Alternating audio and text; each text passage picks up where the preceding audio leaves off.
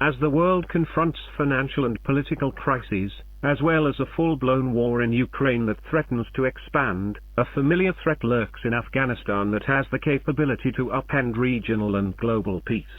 As highlighted by a recently released UN report, Al-Qaeda and the self-styled Islamic State group are operating unhindered in Afghanistan, while the TTP is said to oversee the largest group of foreign terrorists on Afghan soil.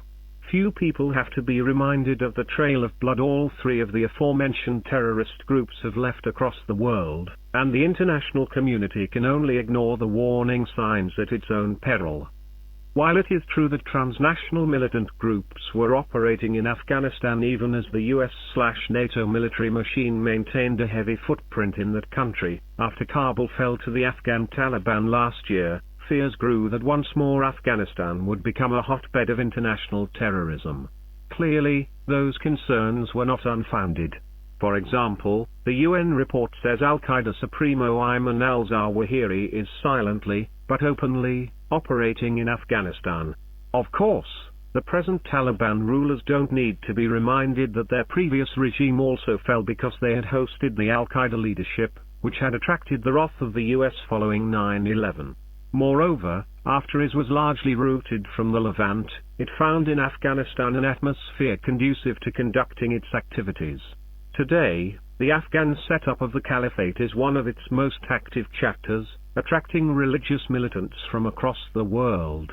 For Pakistan, it should be a matter of great concern that the TTP, with which the state is pursuing peace talks, maintains thousands of fighters just across the border in Afghanistan.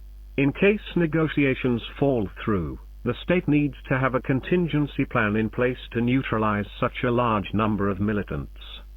Of course, the key question that arises from these findings is what should be done about the militant threat. The primary responsibility to get rid of safe spaces for terrorists in Afghanistan lies with the Taliban rulers. They had promised they would not let their soil be used against other countries, and now it is time for them to deliver on this. Moreover, the international legitimacy they crave will always elude the Taliban if they continue to shelter, or ignore, global terrorists.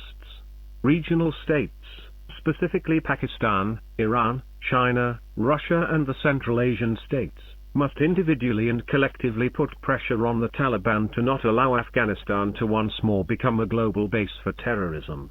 Instead of the flawed military adventurism undertaken by the Western Bloc, regional states and the international community must warn the Taliban that trade and diplomatic ties will be impossible if groups like Al-Qaeda, IS and the TTP continue to find shelter in their country. Published in Dawn, July 25, 2022.